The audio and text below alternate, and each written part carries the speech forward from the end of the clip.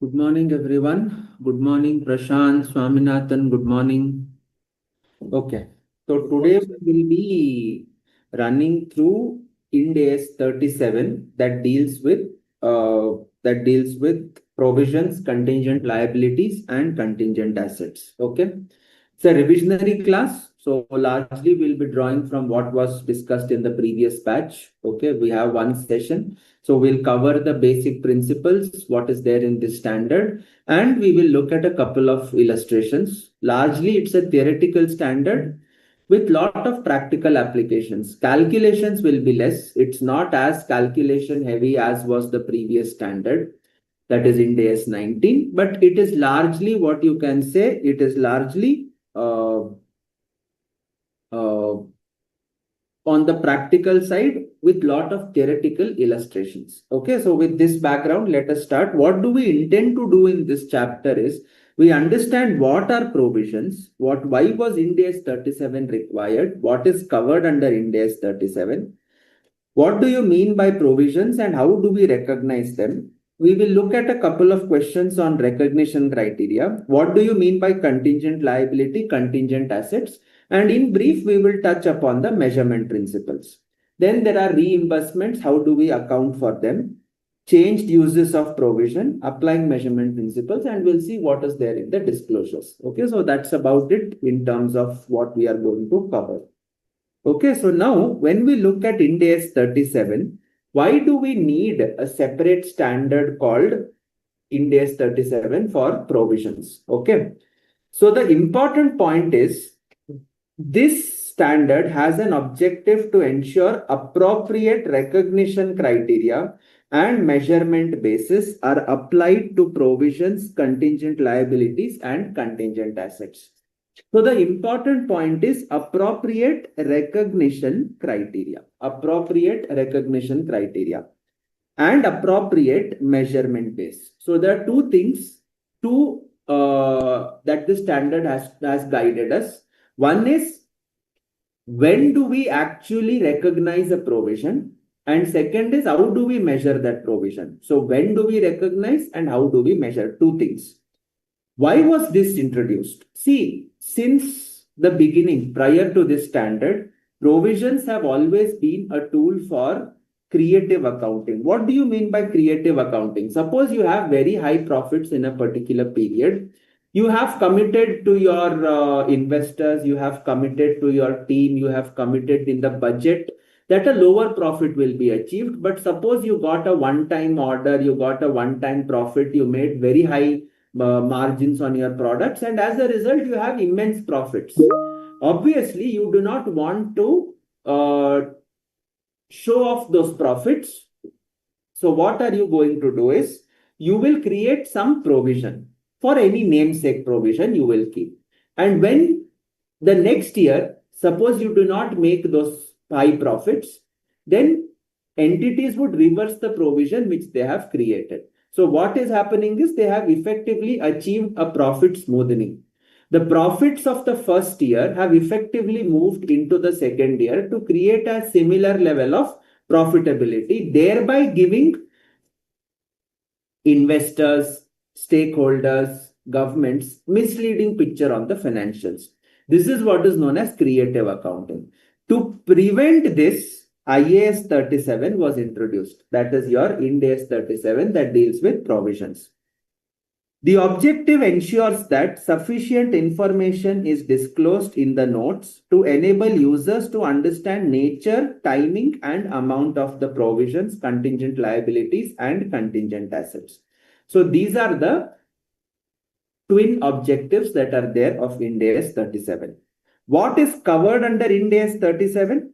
Recognition, measurement, and accounting of provisions, contingent liabilities, and contingent assets, which includes onerous contracts. What do you mean by an onerous contract? An onerous contract is one in which the costs arising from the contract far exceed the benefits from the contract. It could be a loss-making order. It could be an order which you are not fulfilled, giving rise to high penal charges or high liquidated damages. These are all becoming your onerous contract. Suppose you have a lease contract which you want to terminate, and it is a non-cancelable lease. So you will end up paying money without any benefit accruing to you. So this becomes an onerous contract. Those are covered under Ind AS 37 applicability. What is excluded? Provisions, contingent liabilities, and contingent assets resulting from executory contracts. What do we mean by executory contracts? Executory contracts are contracts which are yet to be executed. Yet to be executed means you have still not performed the obligation. The counterparty also has not performed its obligations.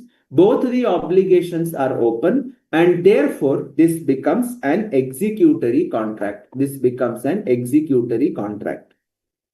However, it is excluding onerous contract. What do you mean excluding onerous contract? Excluding onerous contract means you have to treat an onerous contract and make a provision even though you are yet to execute it. Even though you are yet to execute it. Suppose you got an order.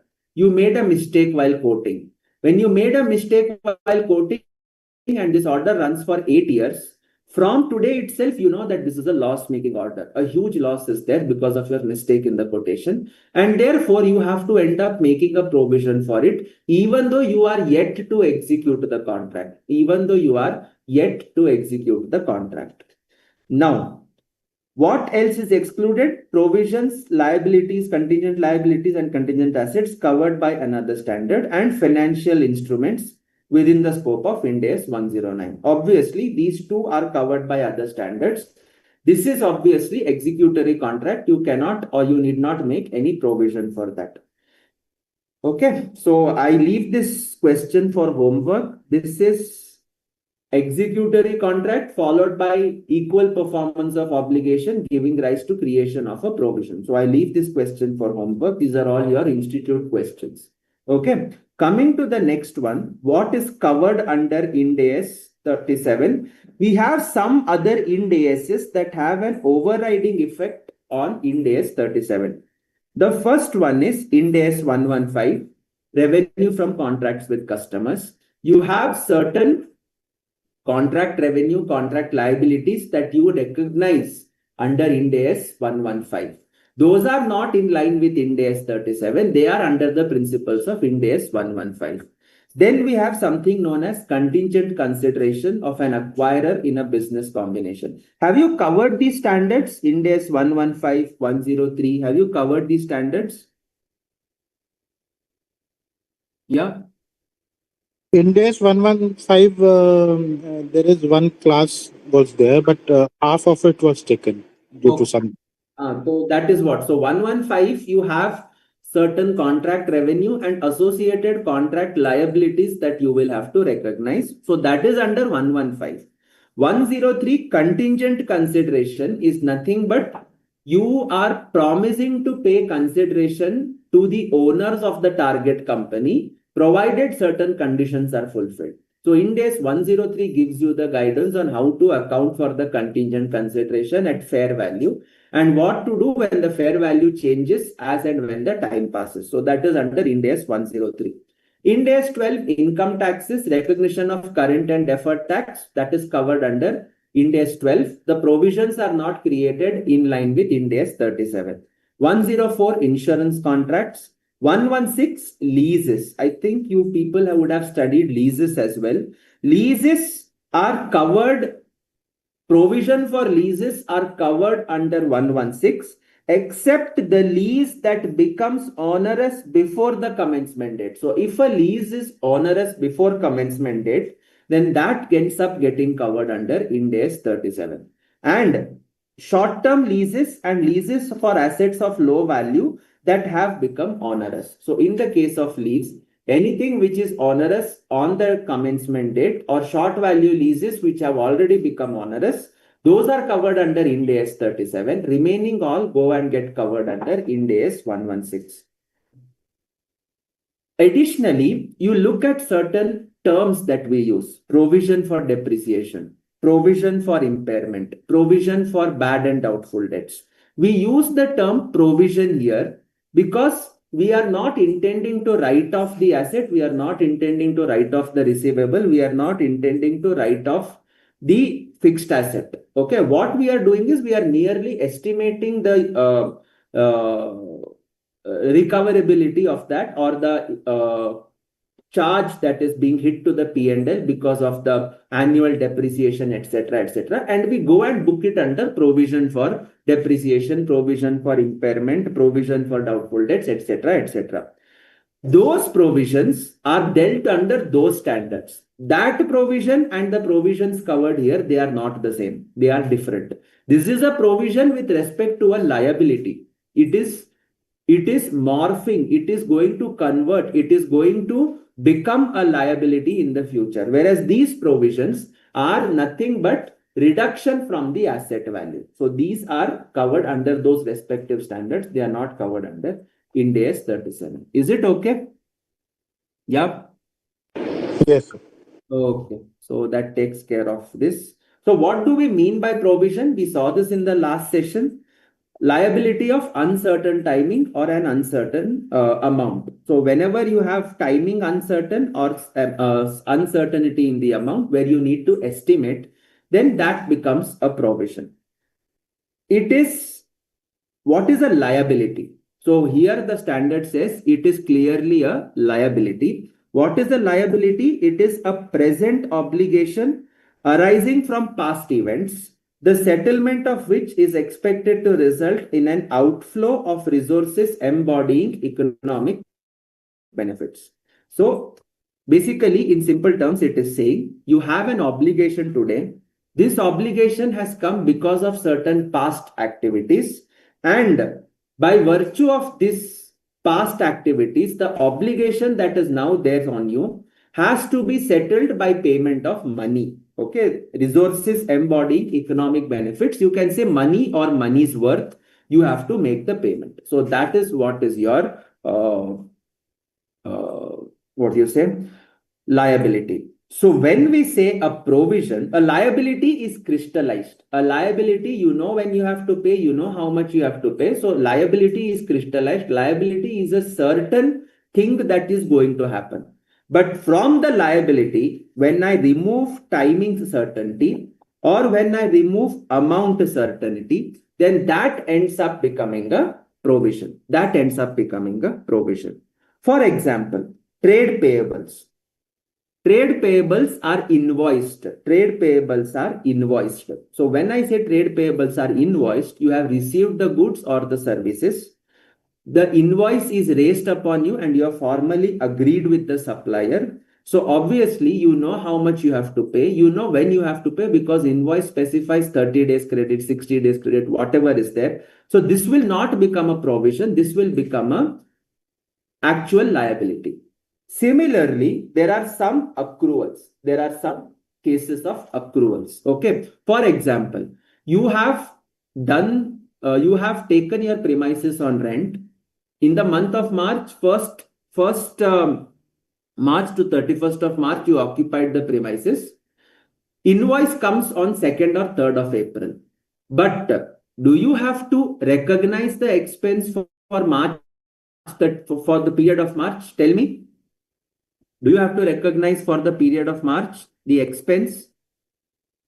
Invoice is not yet come, but you have occupied the building. So tell me, do you have to recognize the expense and the provision? Yes, sir. We need to recognize. Yes. But will you call it as a provision or will you call it as a liability? It's a provision, sir. Yes.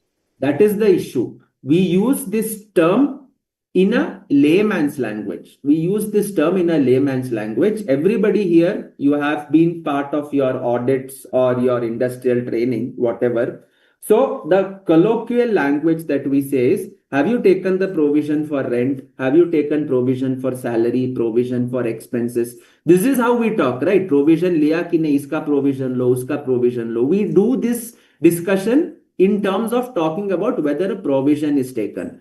But tell me, what is the underlying instrument in our example, rent? What is the underlying instrument? Is it the invoice or is it the rental contract? Contract. Contract. The contract specifies the amount. They will either tell you the amount or they will say this much square feet of area is given and this is the rent per square feet. So can you ascertain the liability? Yes.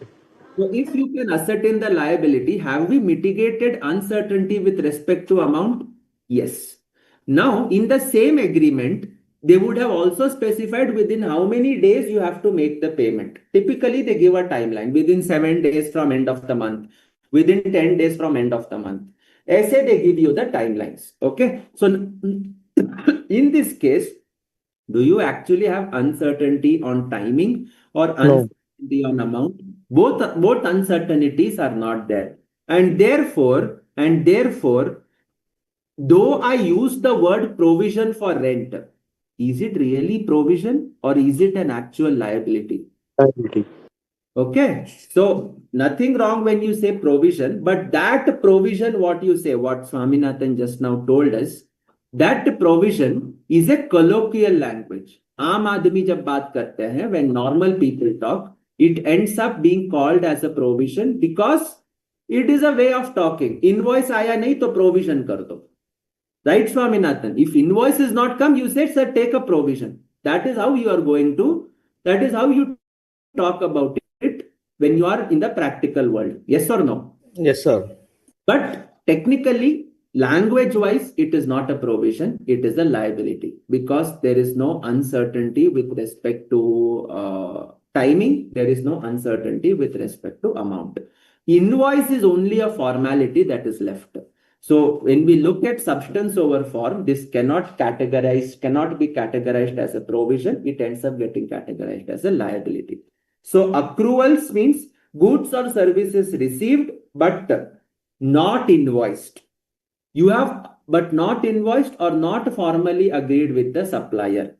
Doesn't matter. You know how much you have bought. You know how much you have to pay. It is a liability. So even though invoice has not come, you will technically not book it under trade payables.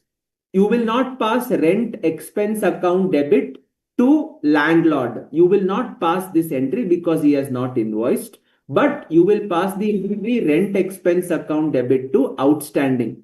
Rent expense account debit to outstanding. So when this is your situation, the outstanding expenses, though it is a provision, it ends up going and sitting as a liability and it cannot go and sit as your provision. It also includes amounts due to employees, example, amounts relating to accrued vacation pay. So that is your discussion on what is a provision.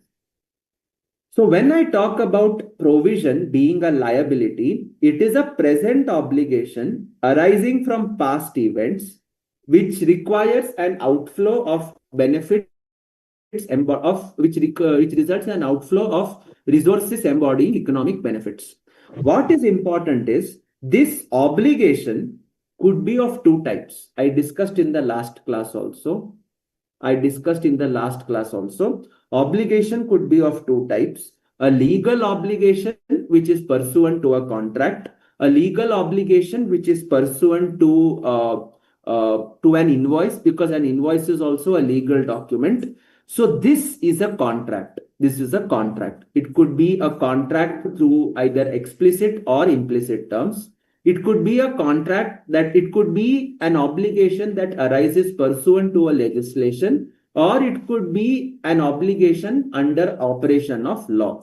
So this ends up becoming your legal obligation. You are bound to do it because you have agreed to do it, or it is pursuant to a statute. But when I look at constructive obligations, this is not pursuant to any statute. You have created expectations. You have created expectations in the minds of the people based on past practice, or you have created expectation based on whatever you have been doing as part of your business. Based on that, you have created certain expectations. That expectation informally is giving rise to a commitment. So here the term provision does not only talk about legal obligations, it goes on and forward to include constructive obligations as well. Okay. All right. So I leave this question to you for homework. Yes, I leave this question also to you for homework. You can go through these. These are not difficult. They are based on what we have been doing right now. They are a concern. They are talking about constructive obligations. Okay. Now, for the purposes of recognizing provisions, you need to fulfill three conditions. First one is a present obligation should be there. This present obligation should give rise to a probable outflow, and the obligation and outflow should be able to, you should be able to reliably estimate them. Obviously. Why? Because if you cannot reliably estimate, what is the journal entry you are going to pass? You need to pass an entry. For passing the entry, you need to know the amount. So you need to have a reliable estimate of that amount. You need to have an obligation, and this obligation should give rise to a probable outflow. Are all the conditions met? Then please go ahead and recognize the provision. If conditions are not met, either of the three conditions are not met, then you can disclose it as a contingent liability or do nothing. Do nothing means what? You don't even disclose as a contingent liability. When the event occurs and then it crystallizes, it ends up becoming a part of your books of accounts. Is it okay? So far, is it fine? Yes.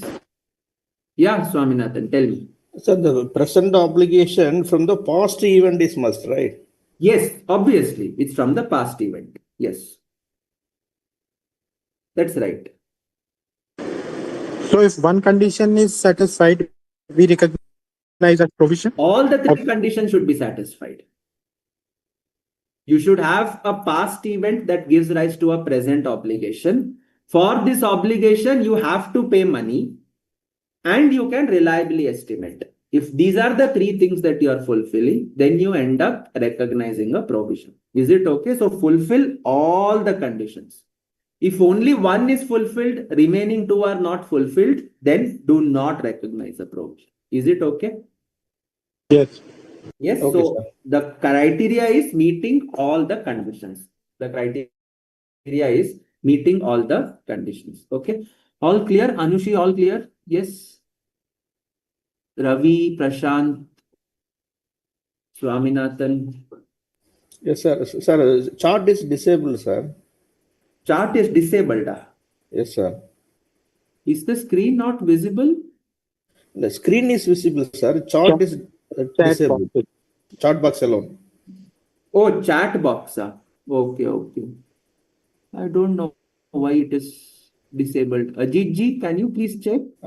I think student want to interact with you. Yeah. Okay, you can keep your speaker on and feel free to interrupt me where you're stuck. Okay, you don't have to necessarily type. Okay, this is the convenience of this facility. Okay, you can feel free to ask a question like how you do it in a normal class also. There is no problem. Okay, I have no issues. Okay, all right, fine. So now when we talk about the present obligation, there are two scenarios. Okay. It is very clear that an obligation exists. So if when the obligation exists, you don't have much to think about. You have to create a provision. Sometimes it may not be clear whether an obligation exists. Rare cases where existence of present obligation is not clear. There is a rare case where existence of present obligation is not clear. Consider all evidence, including opinion of experts and events after the reporting period. For example, you have a court case that has come upon you and you are not sure of the outcome. Now, here there is a past event. The past event, you've done some activity. So for example, let us take a very simple example. You have filed your income tax return. The company has filed its income tax return. And after income tax return, the company was selected for scrutiny assessment under 143. The documents were called for the documents were called for, the filings were reviewed, your claims were reviewed by the assessing officer. And when this was in progress, or let us suppose he came up with a demand. Now, this particular demand, if you have done something wrong in your filing, for example, there was a TDS that you had to deduct, you did not deduct, you claimed the expense, the assessing officer found out in the assessment, he disallowed it, which is within the provisions of the law. So there is a present obligation. You have to recognize a provision for the liability that he has raised. But suppose the assessment is in progress. He has not yet raised a demand. Now you are not aware whether an obligation is there or not, because assessment is not yet over. Findings have not yet reached you. So in that case, there is no present obligation. Because there is no present obligation, what are you going to do? Because there is no present obligation, how am I going to estimate? So what you can do is you consider all evidence, including opinion of experts and events after the reporting period. You can take legal opinions, you can take your tax advisory's opinions. And if it is probable, that is, probable means more than 50% possibility that a present obligation exists, then you recognize the provision. Okay. So for instance, in this particular case, he has asked for the TDS deductions on all the expense categories. And unfortunately, you had to give that information. You gave that information. And in that information, it is very clear that TDS is not deducted, and the same has also been reported in your tax audit report, but you had gone ahead and chosen to claim the exemption, claim the deduction of the expense. Now, when it got picked up for scrutiny, now of course it's all automated. If you have a disallowance in 3CD, you automatically get a mismatch from the department saying that there is a disallowance there. You have to disallow it in your ITR, and they will only send the notice. But suppose I'm going to the earlier era. So you gave your tax audit report, you gave your expenses. There it is starkly visible that you are not deducted the TDS. So when that is your situation, then what you are going to do is you will recognize a provision if the recognition criteria are met. So there is a past event, you incurred expense, you did not deduct the TDS. That past event has given rise to an obligation, the tax thereon, and you can reliably estimate. So if that is there, recognize the provision. If it is more likely that no present obligation exists at the end of the reporting period, then you can disclose as a contingent liability or do nothing. Okay, so that ends up becoming your present obligation. Are we okay with this? Yes? Yes, sir. Okay. So this disclose as contingent liability or do nothing. Do nothing means don't even disclose as a contingent liability. That I understand, sir. But that depends totally on us whether you do on the management. Of course. So for example, let me continue the same example. You just got a 143 notice saying that your case has been picked up for scrutiny assessment. That's it. Neither have you received the requirement list, nor have you submitted any information, nor has any hearing taken place. You have not even appointed your tax advisor who will represent you before the officer. When you have such situations, you have some proceeding going on. But whether a demand will come or not, can you really estimate that? What even the consultant will tell? Consultant will tell, let the proceedings begin, then I will be in a position to tell you whether there is a liability or not. अभी तो सिर्फ notice आया है. You just have received the notice. Based on the notice, I really cannot decide whether I'm going to have a liability or not. So forget probable. In this case, it is not even possible that you have an obligation. It's very, very elementary. It's at a very nascent, very initial stage of your assessment proceedings. So you may not disclose anything. You may not disclose anything. You just keep quiet about it. Is it okay? Yes, sir. All right, fine. Okay. Then we talk about past event. Present obligation arising out of a past event. Okay. So now when we talk about present obligation arising out of past event, this past event is giving rise to a present obligation. So we also call it as an obligating event. Okay. Obligations, I told you, can be of two types. It could either give rise to a legal obligation. It could either give rise to a constructive obligation. Then what are you going to do? You have to make provision for the liability that has arisen. No provision is required for costs that need to be incurred by an entity to operate in the future. Just a minute.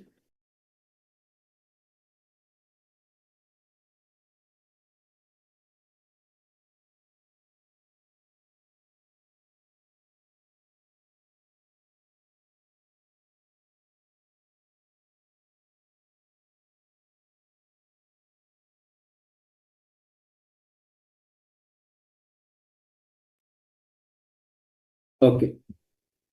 So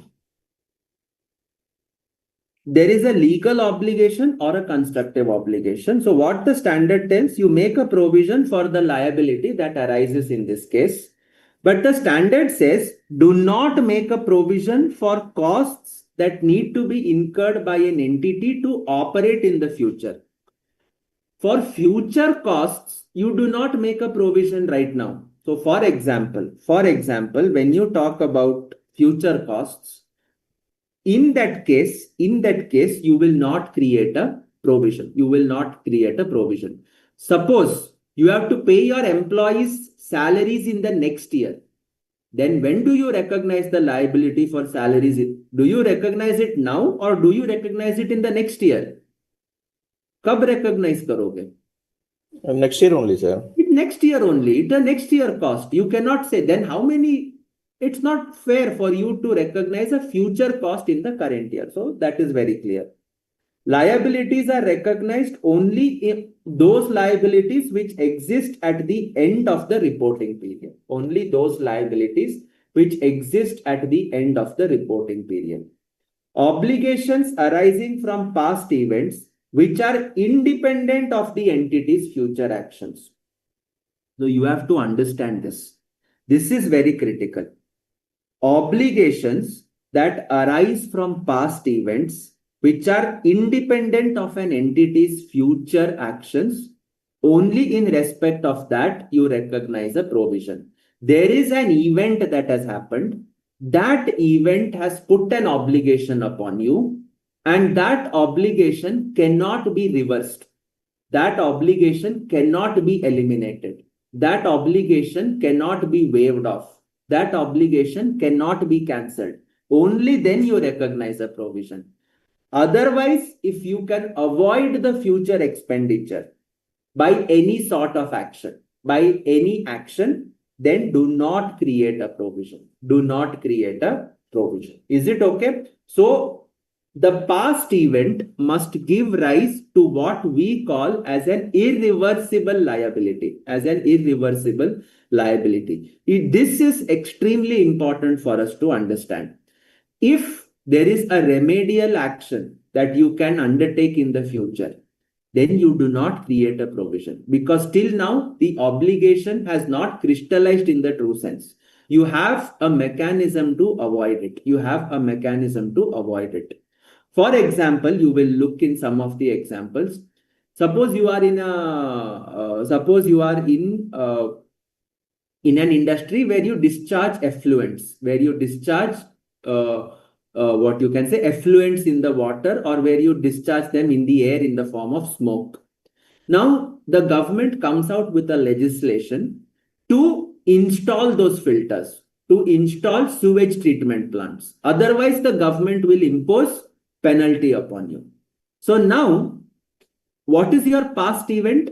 Sir, I am in an industry that discharges effluents, that discharges waste material, that discharges poisonous gases. Okay.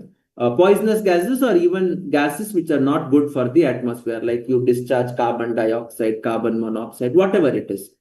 So now, do you have a past event? Yes. But just because I am discharging effluents does not mean that I have to pay the penalty. Why? Because you have an option to install filters, to install sewage treatment plants. And because you have an option to avoid the liability in the future, I will not recognize a provision for the penalty that the government could charge upon. Are we able to understand? Yes? Are we able to follow? Yes, sir. Yes, sir. You will be subjected to a penalty only if you continue to discharge. If you install the filters or the sewage treatment plants, you will not be subjected to the liability. So there is a future action that is possible. That future action can nullify your obligation. So you will not recognize the obligation. You will not recognize the obligation. Okay. So now the question that probably should be there in your mind is, so sir, do I create a provision for the sewage treatment plant that I need to install? Or do I need to create a provision for the smoke filters that I need to install? Should you do that? No, sir. It will happen at the point in time only the cost will incur. Correct. When the cost is incurred, remember, you will not create a provision for future operating losses or future expenses. There was one slide which I showed you. Yes or no? Yeah. So in this case, a smoke filter that you need to install, you will not create a provision for that either, because till now you have not even obtained a formal quote, or even if you have obtained a formal quote, it is just at a quotation stage. The service has not been rendered, the product is not delivered to you. So why do you have to create an obligation? Why do you have to recognize a provision out of it? So you will do nothing. You will really do nothing, because you have an event, but that event has given rise to an obligation which can be mitigated in the future by doing this course of action. So therefore, there is no need for you to recognize the provision. So whenever you see these type of questions in your exam, the first thing that you need to do, see, our immediate mindset, government came up with a legislation to penalize entities discharging effluents in the water if they have not installed sewage treatment plant. What do you do in an exam setup is, government came with a law to penalize entities discharging effluents. That's it. If they have not installed sewage treatment plant, that if ke aage jo hai, students will not read it, or even if they read it, they will not appreciate it. So now they will read the first thing, and then your immediate answer will be what? Make a provision for penalty, because ab ye law ho gaya. This is a law now. This is a settled law. We are discharging effluents, so make a provision. Immediately it becomes a knee-jerk answer from the side of students, which is not correct. The if is basically meant to capture your attention. Is it okay? Anushi, did you follow? Swaminathan, Prashant, Ravi? Yes, sir. Yes, sir. Followed, sir. All clear? Okay. So read the questions 2-3 times. Okay. Chapter is very simple. It's a very small chapter also. But read the question multiple times so that you can get an understanding of how the things operate. Okay. All right. So now, I'll leave these questions to you for homework. These are all institute questions. Okay. These are all institute questions. Okay. Now, suppose, okay, there is one peculiar example. Okay. Now, suppose you are a CF firm. Okay. We look at this case. The government introduces a number of sweeping changes to the income tax system. Big changes. Okay. As a result, an entity in the financial services sector will need to retrain a large proportion of its administrative and sales workforce to ensure continued compliance with financial services regulations. Or alternatively, you can say this is a CA firm which is engaged in income tax practice, and there has been enormous changes. And as a result, the entire office needs to undergo huge amount of retraining sessions. At the end of the reporting period, no retraining of staff has taken place. It is assumed that a reliable estimate can be made of any outflows expected. So tell me, do you create a provision? Yeah, do you create a provision in this case? No, sir, we will not create any provision because we are not any Go ahead. committing with our client. It's part of the. That's right. That's right. You are not committing. You have not committed to take the retraining services. Okay. You are not committed. For example, after the budget, you will have seminars that will happen to appraise you on the modifications that have happened, the amendments that are being brought out. Now, many people will ask, sir, if you are not updated, your going concern will become an issue. So there is an obligation for the training cost at least. Otherwise, going concern could be an issue. It's irrelevant. It's irrelevant. Just because government has brought about sweeping changes, I should make a provision for retraining costs. I can change my area of practice. Yes or no? From tax advisory, I can move to transaction advisory. From transaction advisory, I can move to reporting advisory or assurance engagements. You need not necessarily remain in the tax advisory practice. Just because sweeping changes have come does not mean you have to retrain all your staff. Some staff may leave and go because they may say, sir, too much changes, I cannot handle this kind of changes. So therefore, let us leave and go. So in all these cases, the staff retraining is not an obligation that has arisen. Okay. So therefore, there is no need to create a provision. Are we okay with this? Yes. Yes, sir. So conclusion, there is no obligation because no obligating event has taken place. So no provision is recognized. Okay. So you can do these questions for homework. Now,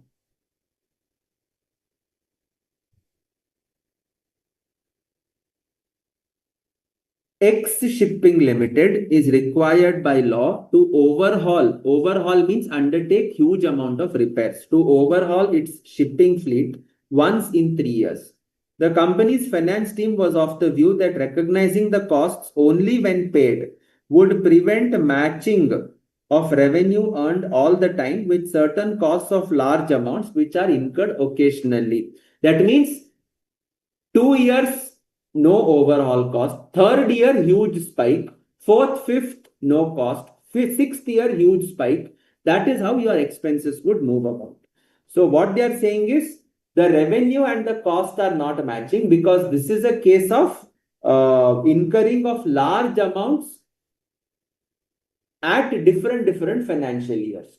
So what the company says, the company thereby has formulated an accounting policy of providing in its books of accounts for the future cost of maintenance, overhauls, annual inspection, etc. by calculating a rate per hour sailed on sea and accumulating a provision over time. So what they are doing is they are estimating the future overhaul cost. They are estimating how many hours the ship would sail. They would arrive at a per hour rate for overhauling cost. And today, for each hour sailed, they will multiply with that rate to arrive at the provision for overhauling cost. Okay. The provision is adjusted when the expenditure is actually incurred. In the future, when I incur the cost of overhauling, I will reverse the provision that I have created. Are you able to understand the question? Yes. Are you able to understand the question, everyone? Yes, sir. Yes, Prashant, Anushi. Yes. Okay.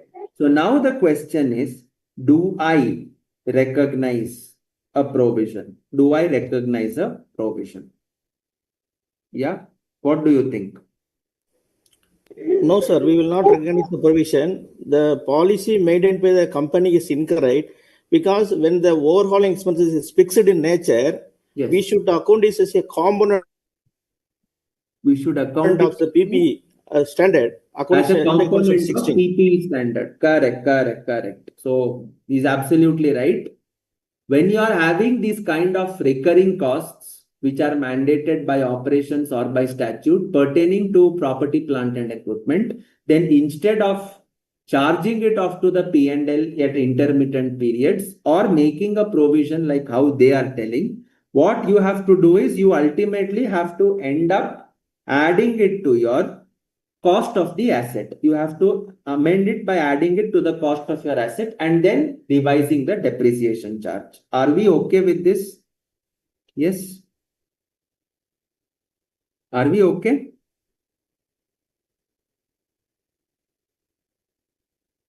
Yes or no? So no present obligation, no provision recognized for costs need to be incurred to operate. So policy is not right. Adopt the component approach in Ind AS 16 for accounting for the refurbishment cost. Okay. So that takes care of this question. Okay. Now, past event. Obligation arising from past events. Sir, do I know whom I have to pay? Is it necessary to know whom I have to pay? Answer is no. It is not necessary to know the identity of the party to whom the obligation is owed. Is it possible? कभी ऐसा हो सकता है कि liability है और हमें पता नहीं whom I have to pay? Is it possible I have a liability and I do not know whom I have to pay? Is it possible?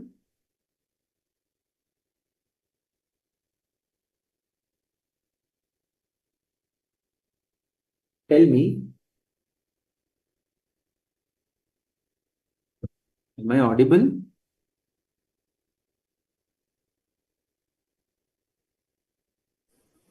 Sir, majority cases this is possible. Say example, if it is a litigation case, then we have to pay to the income tax. So you know the identity of the party, right? Yes. It is the income tax department. Yeah. In some cases, very rarely it is not identifiable. Any example that comes to your mind? I'll give you a hint. You have studied Ind AS 16, right? Have you studied Ind AS 16, property, plant and equipment? Yes, sir. Okay. All right. Let me tell you an example. प्रशांत, आप कुछ बोलना चाहोगे? No, sir. Okay. So now Ind AS 16, for example, provision for decommissioning or site restoration. You remember this provision for decommissioning, provision for site restoration, provision Yes, sir. for dismantling. Yes? Yes, sir. Yes, sir. We need to add into the cost of the asset by discounting to the present value. Correct. So, for instance, I have set up an oil rig somewhere in the ocean to extract oil, and the government has placed an obligation that, boss, after your extraction is over, which may take 15 years, after 15 years, you have an obligation to dismantle this. Now, I have an obligation today because I entered into an agreement with the government to dismantle it today. But after 15 years, whose services am I availing for dismantling? मुझे पता है. Do I know whose services I will avail after 15 years? No, sir. Not necessarily. After 15 years, you really don't know. But do you have an obligation? Yes. Can it be reliably estimated? Yes. Do you know when are you going to pay? Yes. So all the three conditions are fulfilled. You have to recognize a provision, even though you do not know the identity of the party to whom the obligation is owed. Are we okay with this? Yes, sir. Yes. Okay. If there is a new legislation, then an obligation would arise only when the legislation is virtually certain to be enacted as drafted. So virtually certain, for instance, passed by both the houses of parliament. It is present for signatures with the president only. So in that case, it becomes virtually certain that it will be enacted. So therefore, it becomes a legal obligation. Okay. So go through these questions for homework. go through these questions for homework. Okay. All right. Fine. I'm skipping some of the easy ones. Okay. So that it kind of maintains the speed, because this being a revisionary class, and I can cover more important questions. These are all there in your study material. You can please go through them before you have any doubts, in case you have any doubts. Okay. All right. Probable outflow. What do you mean by probable outflow? Probable outflow means the likelihood of happening is higher than the likelihood of not happening. Probable means the chances are more than 50% that the outflow will happen. So when the outflow is probable, so that is the meaning of probable.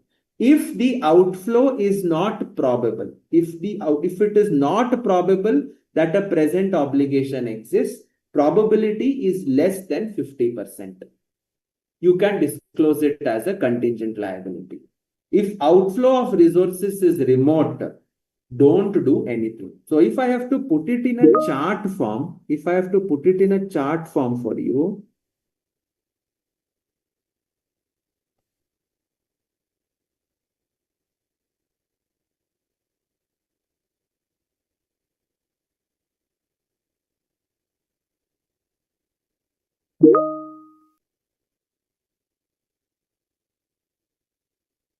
this is 0%.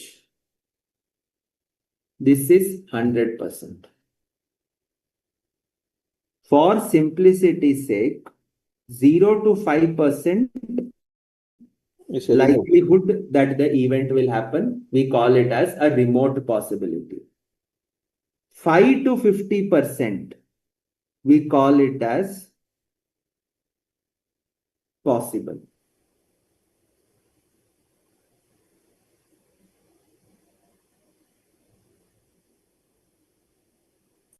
50 to 95%,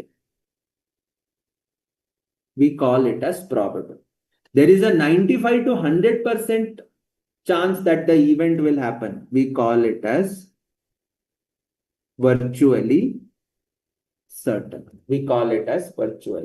Are you able to understand this? Yes, sir. Yes. So if it is between 0 to 5% probability that the event will happen, Do nothing. Remote. Do nothing.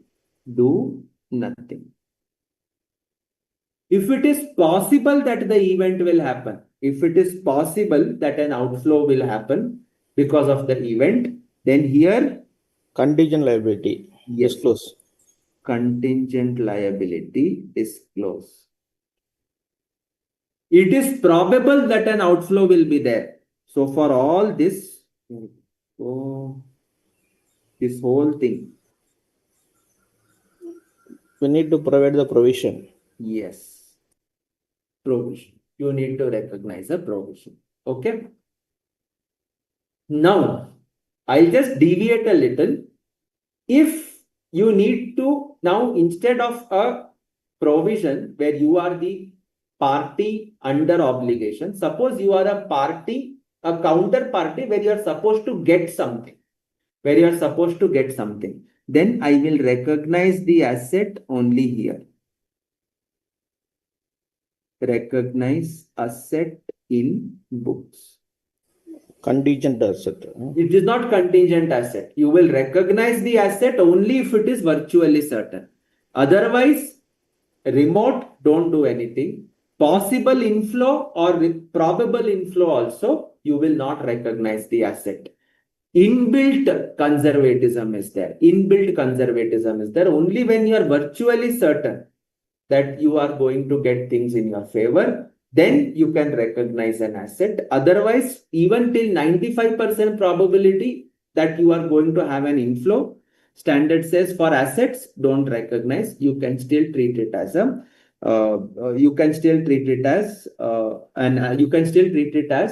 at the most a contingent asset. You will not take the entry in the books of accounts for the asset. Are we able to understand, Prashant? Ravi, Swaminathan, Yes, sir. Anushi? Yes. Yes, sir. Okay, fine. Okay, so you can go through these questions for homework. Okay, all right. So we talked about present obligation. We spoke about past events. We now speak about reliable estimate. Now, tell me one thing. Your financial statements, are they known for accuracy or are they known for fairness?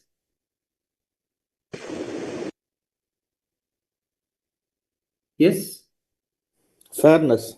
fairness. When you people go to do audit, do you go for 100% correctness or do you go for a material correctness?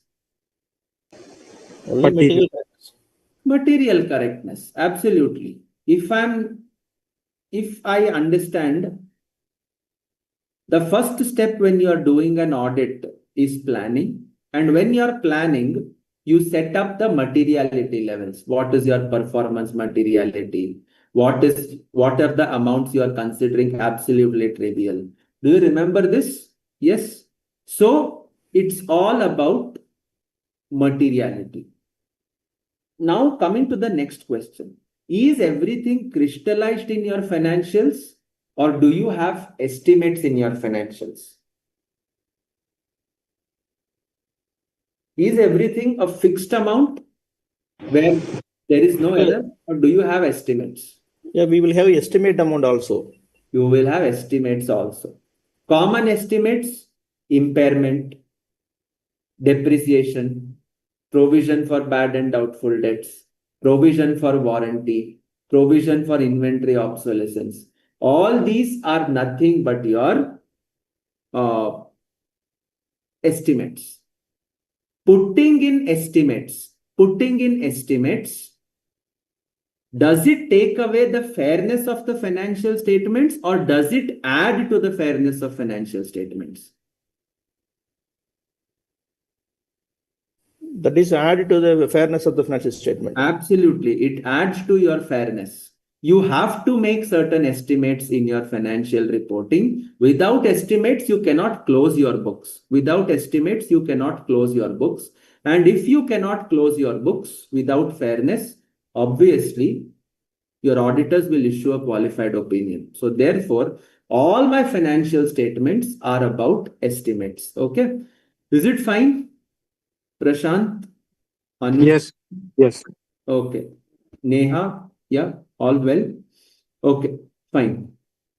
Coming next. Now, the use of estimates is an essential part of preparation of financial statements and does not undermine their reliability. It does not undermine their reliability. Just by estimating, you cannot say that, sir, ये तो estimate है, इसका कोई backup नहीं है. Which is why you remember you have an auditing standard. You remember this auditing standard, SA 540? What is SA 540? Auditing estimates made by the management. That is, the wordings may be here and there, but the basic SA 540 that is there, it talks about auditing the management estimates. It's not auditing the figures which are there in your financials. It is auditing the thought process behind those estimates. So that is why you have this particular audit standard there. This is especially true in case of provisions, which by their nature are more uncertain than most of the other items in the balance sheet. Obviously, you have certain provisions, and provisions are more uncertain than other items in the balance sheet. In extremely rare cases, an entity will be except in extremely rare cases, that means most of the times, an entity will be able to determine a range of possible outcomes and can therefore make an estimate of the obligation that is sufficiently reliable to recognize a provision. So if you have a debtor who has filed for bankruptcy, you can make an estimate of how much assets are there, how much liabilities are there, what is the percentage of your amount that you are going to realize. Balance, you can write it off as a bad debt.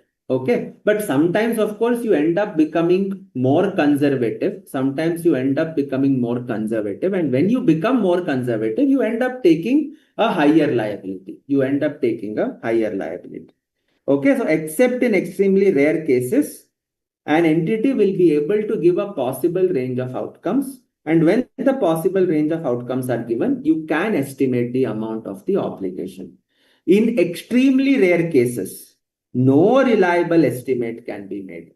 In extremely rare cases, you cannot make an estimate of the amount, and therefore you disclose it as a contingent liability. Therefore, you disclose it as a contingent liability. Are we okay with this?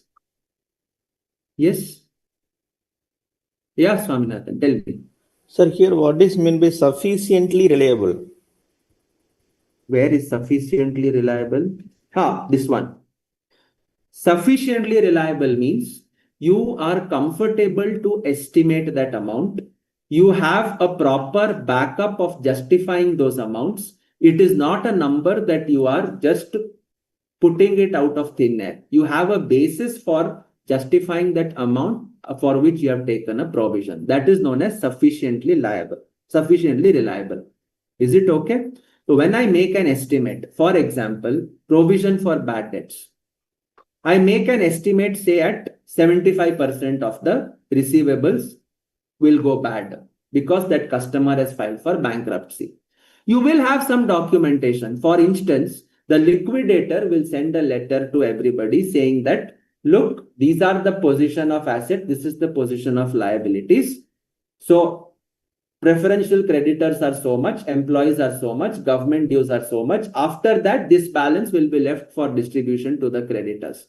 So now you will look at total balance distributable to the creditors and estimate by the liquidator. And you will look at total liabilities in the balance sheet. You do a simple percentage. You find out that at the most you can get only a 25% value. So 75% ends up being a bad debt, a provision for bad and doubtful debts. Now this 75% is sufficiently reliable because you have a backup to support the 25% realization of your claim. You have a backup to support the 25% realization of your outstanding balance. Are we okay with this? Yes. So it becomes Okay, sir. sufficiently reliable. Okay. Basically, you have all the documents, you have all the workings to justify why a provision was made.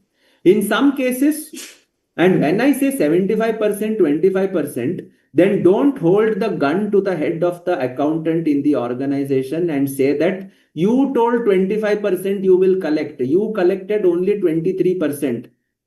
Plus minus 3 to 5% is very normal. It is an estimate. Okay. So plus minus. So it depends on how much comfortable are you with the materiality in the organization while doing the audit. But sufficient reliability is what you will obviously look at, which is based on certain I will use the term scientific, which is based on certain scientific methodology of calculating documents, evidences, workings. Okay, that comes and sits as your sufficiently reliable estimate. Is it okay? Okay, sir, got it. Based on the past experience and estimate versus actual. Yes, past estimates, new information that you have, documented information that you have. Yes. Okay, Anushi, all clear? Yes, sir. Prashant, Ravi, Neha. Yes, sir. Okay, fine. Let's go ahead. So that liability is disclosed as a contingent. Okay. If you are unable to make a reliable estimate, then you disclose it as a contingent liability. Okay, next. All right. Okay. So I leave this for homework. Okay.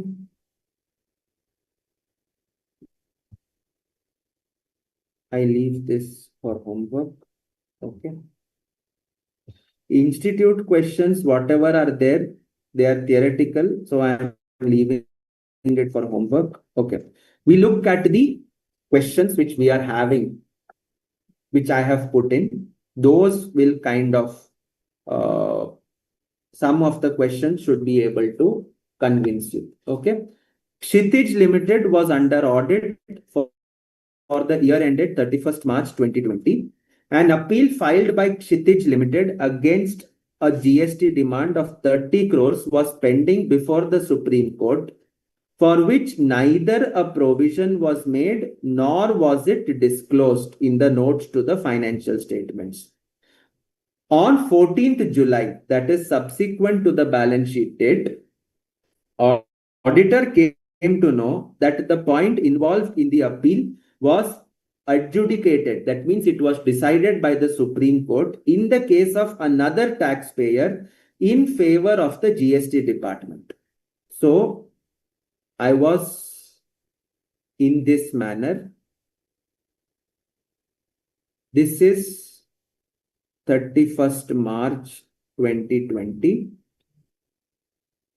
14th July 2020, case decided in favor of department on same matter. Okay. The auditor insists that the provision be made of 30 crores. Management was of the view that since its own case is pending, no provision is called for. It was also of the view that the event does not have any effect as at the reporting date. Is it correct? Is the management's view correct? What do you think? Prashant? Not correct, sir. Yes. What about Swaminathan? Neha, Priyanka, Anushi? Supreme Court has decided the matter in favor of the department. Matlab, when your case comes up for hearing, all they will do is there is a precedence in favor of the revenue and therefore raise the demand. So, is there a present obligation as a result of a past event? Answer is yes. What is it? The GST demand that already exists. Is there a outflow of resources? Yes, you have to pay. You have to pay close to 30 crores. So amount is known. Okay. And so a reliable estimate is done. And outflow, is it probable? Answer is yes, because Supreme Court has decided. And once Supreme Court decides, that becomes the law of the land. So in considering all these cases, provision has to be created and you have to recognize it in your balance sheet as well as the cost in your P&L. Are you okay? Yes. Sir, I have one question on this. So Yes. actually, it's on based on the reporting date is no, Yes. but that before finalization of audit is approval is happened. It's even the approved after the balance sheet date, and Yes. in that views we can consider it is a provision can be done. Correct. So obviously the underlying assumption is as on 14 July, the audit was not yet signed. The audit was not yet completed. So it is an event occurring after the balance sheet date, but reflective of an event that existed at the balance sheet date. Right? This case was existing as at 31st March 2020. You got additional information after the balance sheet date. So therefore you have to end up making a provision. Conditions were existing on the balance sheet date. Yes, conditions were existing on the balance sheet date. Absolutely right. Yes, any doubts?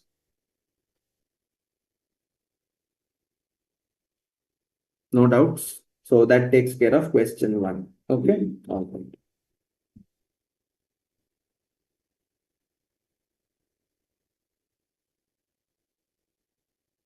B&S Limited received a show cause notice from the VAT department intending to levy a sum of 20 lakhs. Company replied to the notice in January 2020 within the next month, contending that it is not liable for the proposed levy. No further action was initiated by the VAT department up to the finalization of the audit for the year ended on 31st March 2020. As auditor of the company, how would you deal with this matter in your report? How would you deal? What are you going to do? It has raised a letter. You have replied to that letter. Uske baad there has been no communication. So what do you think you should do? So in this case, we will not provide the provision. However, we can give the notes. The contingent liability disclosure can be done. But why do you want to disclose as a contingent liability also?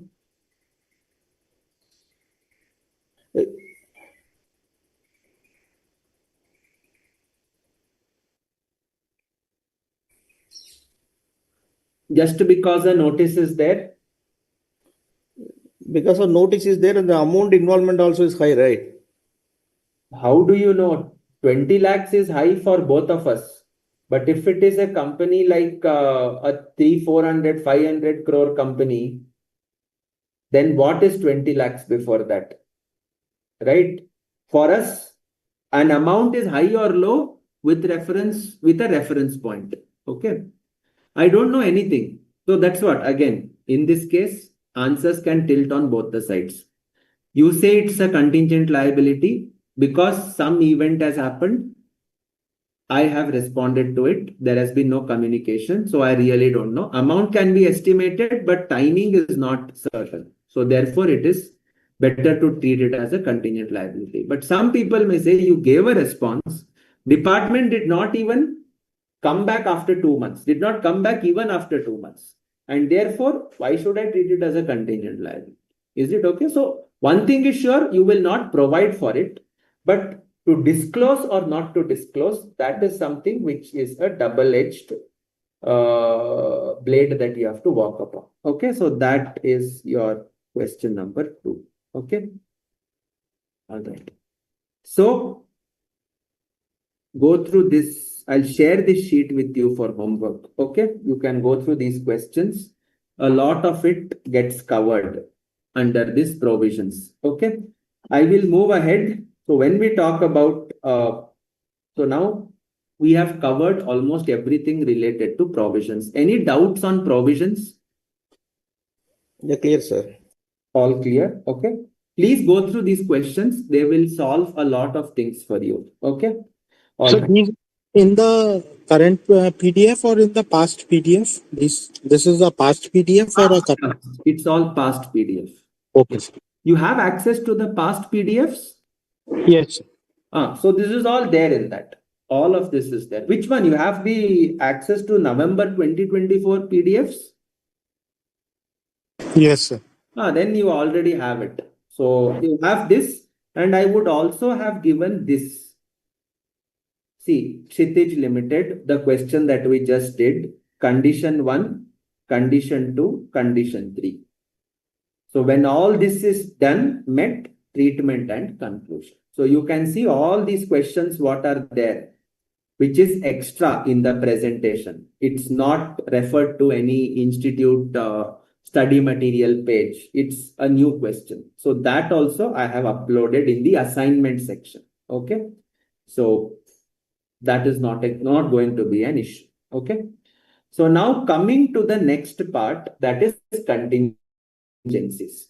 Contingencies, you do only one thing, that is you disclose. There is no requirement to hit the P&L, recognize the liability. There is no need to do all of that. You just end up disclosing. So contingencies could be of two types: contingent assets, contingent liabilities. Contingent liabilities could be possible obligation or a present obligation with outflow possible or not reliably measurable. So either the obligation could be possible, that is not a probable obligation, a possible obligation between 5 to 50%. And or it could be a present obligation, but outflow is possible, or the outflow you cannot measure reliably, Okay, so in that case, it becomes a contingent liability. You end up doing a disclosure. Are we able to understand? Yes, sir. And contingent assets, possible asset plus inflow is probable. So basically, possible asset plus inflow is probable. You treat it as a contingent asset. Okay. All right. Fine. Next, a couple of important points. when an entity is jointly and severally liable for an obligation, the part of the obligation that is expected to be met by the other parties should be treated as a contingent liability. Okay, where an entity is jointly and severally liable for an obligation, the part of the obligation expected to be met.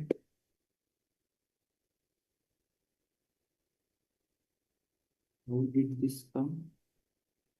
I pressed something.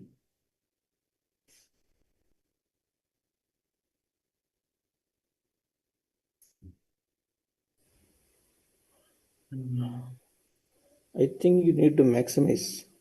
I need to maximize. No, this column has come. I don't know how it came all of a sudden. 1 minute.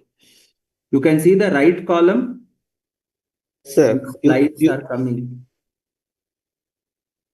yeah, you have to close that labeling. In the top side, you will have into mark. In the top side, 1 minute.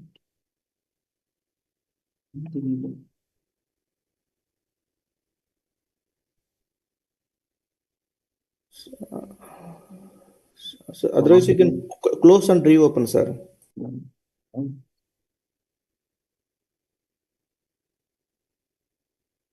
All new things.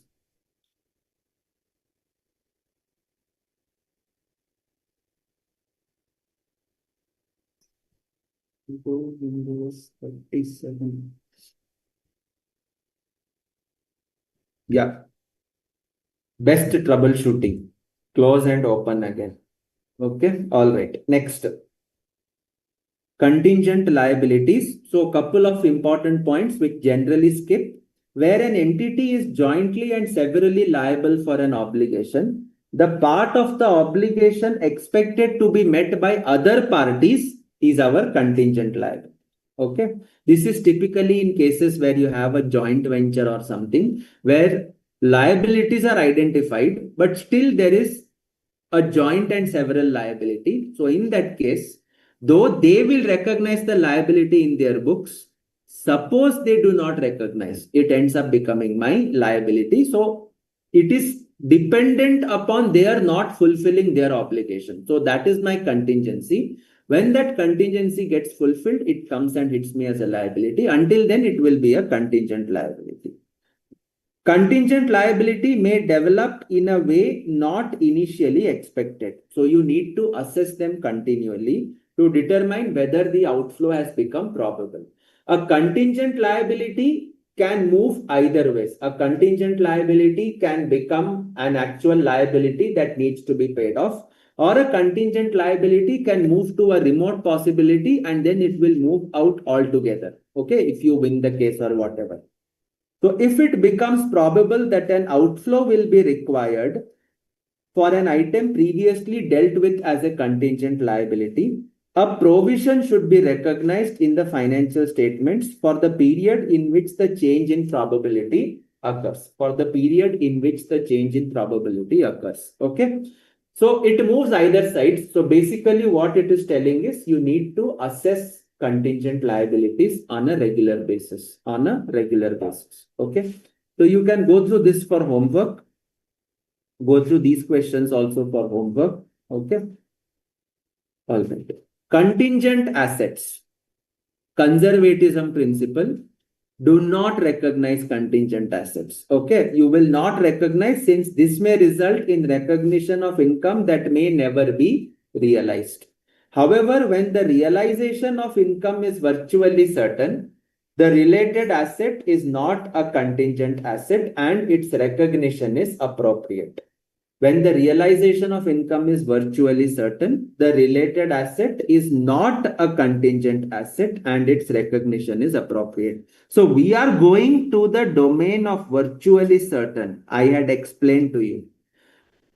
You will recognize a provision in this range, but you will recognize an asset only in this range. Okay, are you able to understand? So the threshold for recognizing an asset is very high, but for the provision it is relatively low. There is a 50% reduction. There is a 50% probable recognize the provision. But for an asset, it should be virtually certain. It should be virtually certain. Okay. Contingent assets should be disclosed where an inflow of economic benefits is probable. Where an inflow of economic benefits is probable. Contingent assets, you should again assess it continually. If it has become virtually certain that an inflow will arise, the asset and the related income are recognized in the financial statements of the period in which the change occurs. So same like contingent liabilities. Okay. So all clear on this front? Yes. Yes, sir. All clear? Okay, fine. Now.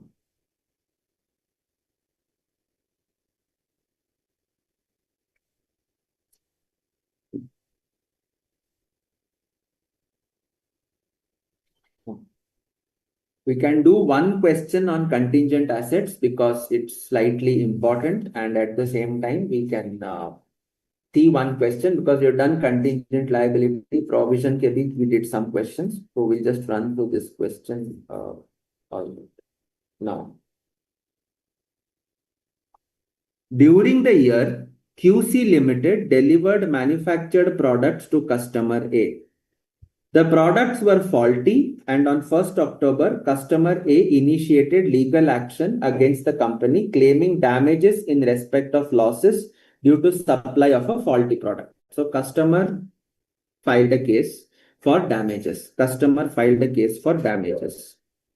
Upon investigating the matter, QC Limited discovered that the products were faulty due to defective materials procured from supplier D. So QC sold to D and QC had purchased from A.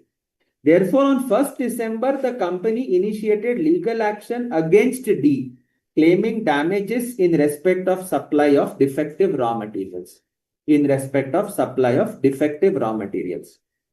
has estimated that the probability of success of both the legal actions, action of A against QC and action of QC against D, is very high. On 1st October, QC estimated that the damages it would have to pay A would be 5 crores. This is on the date the case was filed. This estimate was revised to 5.2 crores on 31st March 2020 and 5.25 crores on 15th May 2020. The case was eventually settled on 1st June when QC paid damages of 5.3 crores to D. So, QC paid damages of 5.3 crores, not to D, sorry, to A. This is to be to A. Okay. All right. On 1st December 2019, 1st December, QC estimated that it would receive damages of 3.5 crores from D. This estimate was revised to 3.6 crores at March 2020, 3.7 crores on 15th May 2020. Case was eventually settled for 3.75 crores. QC had in its financial statements for the year ending March 2020 provided 3.6 crores as the financial statements were approved by the board on 26th April 2020. Whether the company is required to make a provision for the claim from customer A as per the applicable Ind AS. If yes, please give the rationale for the same. If the answer is yes, what is the entry to be passed in the books of account as on 31st March 2020 with a brief reasoning? What will be the accounting treatment of the action of QC against supplier D as per applicable Ind AS? Okay. So let us look at the timeline. It's already drawn here. 1st October.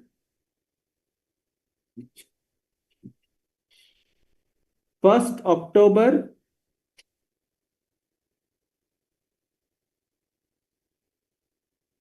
When the case was filed, my liability was expected to be 5 crores. 31st March, 5.2 crores. 15th May, 5.25 crores. Actual settlement happened at 5.3 crores. The balance sheets were, what did they say? 26th April, the financial statements were approved on 26th April 2020. So these financials were approved on 26th April 2020. So now my question is, what is the provision that you need to take? We will do one by one. First, I have been sued, so I have to pay damages. So we are talking about 5 going to 5.2, 5.25, 5.3. What is the provision that you are going to recognize? What is the provision? Will I recognize 5, 5.2, 5.25 or 5.3 as at 31st March 2020? What is the provision I will recognize? Prashant, Swaminathan, Priyanka, what is the provision? Sir, 5.2 we can recognize as a provisions. Yes, because 5.25 after the approval I came to know, and 5.3 also settlement happened after the approval. So therefore it's totally different. Okay, so it's beyond the date. So therefore 5.2 will be the provision that you recognize. Achha. What about the asset? What about the asset? Do I recognize the asset or do I disclose it as a contingent asset? We would recognize as an asset, sir. Where have they written virtually certain? Disclose, sir. Yes. In the question, Swami, it's not mentioned that it is virtually certain that the amount would be realized. So remember, for asset to be recognized, the threshold should be extremely high on realizing it. Okay.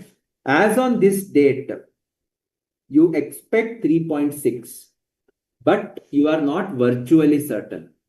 Your virtual certainty is happening only on 1st of June. So you will recognize the asset only on 1st of June, not on 31st of March. Is it okay? Okay, sir. We need to provide the disclosure then. You need to provide the disclosure. That's what even Prashant said. Yeah. So that is how you have your contingent assets. Okay. All right. So you can go through this for homework. All right. Fine. Now,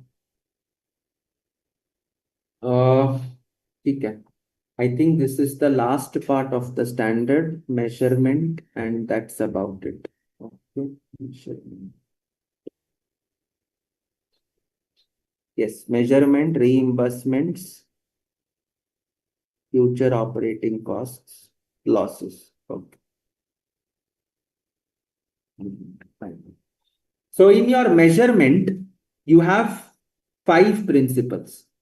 Best estimate could be one of the measurement, considering risk and uncertainty, discounting it to present value, future events, what is the scenario, and expected disposal of assets. Expected disposal of assets. So these are your measurement principles. We'll look at them one by one. So best estimate, you have to estimate what will be the outflow. Okay. You have to estimate what will be the amount involved. An entity estimate, best estimate means it is estimate of an amount that an entity would rationally pay to settle a liability or transfer the obligation. To settle means I pay and extinguish the liability. Transfer the obligation means obligation is not settled. It is transferred from your side to somebody else. Okay. Determination of estimate, judgment of management, similar past experiences, report from experts, including evidence after the reporting period. Uncertainties dealt as per circumstances. Large population of items, you can go on a weighted average method for the probabilities.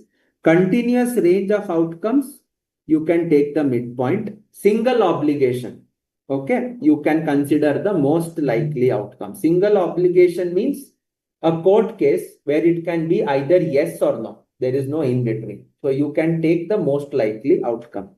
Provisions measured are to be considered before tax. Do not give the tax effect because taxes would be covered under Ind AS 12. Okay. All fine. So best estimate, you can go for a weighted average method. So I leave this for homework. This is weighted average method. Okay. All right. So go through these 2 questions for homework? Yes. No.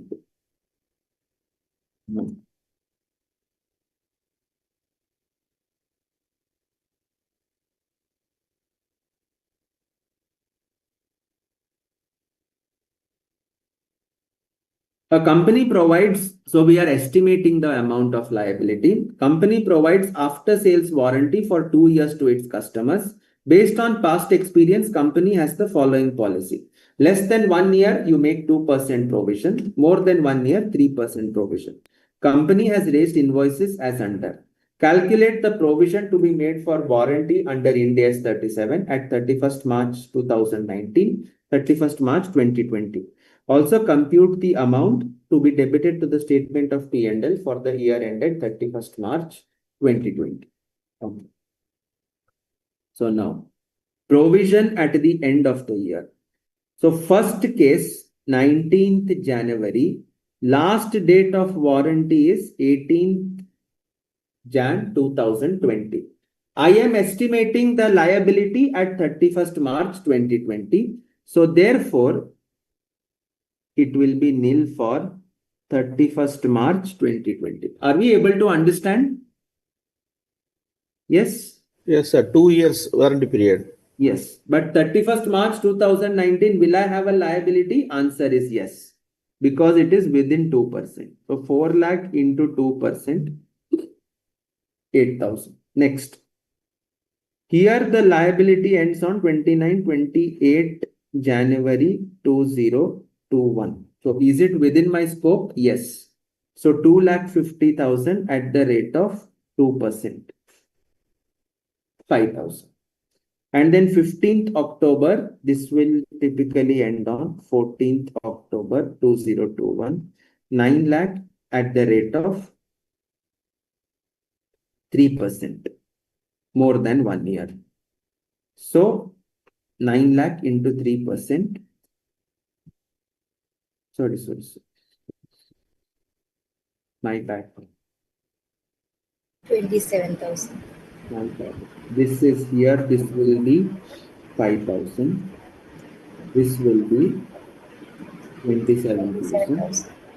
2,50,000. Here, this is more than, so this will be 7,500.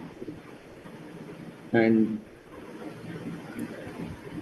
15th October 2019. So 14th October 2021. Nil. The invoice itself was not raised on 31st March 2019. So you will not make any provision. So your provision will be 32,000 at March 2020. And here it will be 15,500. Are we able to understand? Yes, sir. Yes, sir. Got it. So that is your best estimate. Okay. You have to consider all the risks when you are arriving at the best estimate. Make a risk adjustment for amounts due in excess of expected present value of outflows. Exercise caution in risk adjustment. Do not overstate income or assets or understate expense or liabilities. So making risk adjustment does not mean you make excessive provision or overstate the liability. So Ind AS talks about realistic accounting. It does not talk about overly conservative approach. Okay. Disclose uncertainties around the best estimate of expenditure. How do you adjust the risk? You add it to the expected present value of outflows. You estimate risk is there, so my outflow will go up. Or adjust the estimate of future outflows, or you adjust the discounting rates. 3 ways are there in which the risk can be adjusted. Okay. Should I bring it to my present value? Yes, if the time value effect is material. Provision are to be made at present value. Present value expected will be PV of each outcome weighted by the associated probabilities. You will use a pre-tax discount rate that reflects current assessment of time value of the money and the risk specific to the liability. Discount rate should not reflect the risk for which future cash flows have been adjusted. So no double adjustment. Okay. Fine. So future events affect an amount, then you reflect that in the provision value. Example, changes in technology may reduce the cost of cleaning up the site at the end of its life. Obtain sufficient objective evidence, reasonable expectation should be made. Effect of new legislation, for example, can be considered only when virtual certainty of enactment is available. Okay. All right. Gain on expected disposal of assets you will not be considering, even if expected disposal is closely linked to the event giving rise to a provision, not create. Recognition gain on expected disposal at the time specified by the applicable standards. Okay. All right. So reimbursement, I have a provision and I have to also get it reimbursed from another party. So some or all of the expenditure required to settle a provision expected to be reimbursed by another party. I will recognize the reimbursement only if it is virtually certain that the reimbursement will be received. Otherwise, what are you going to do is recognize provision for a full value and a separate asset for reimbursement. Do not net it off. Do not net it off. Okay. Treat reimbursement as a separate asset, no offsetting against provision. Expense relating to provision may be offset against reimbursement. P&L you can do an offsetting, but in the balance sheet, no offsetting. Okay. All right. So go through these questions. Okay. Okay. That's it. So we take a 10-minute break and then we shall continue. Okay.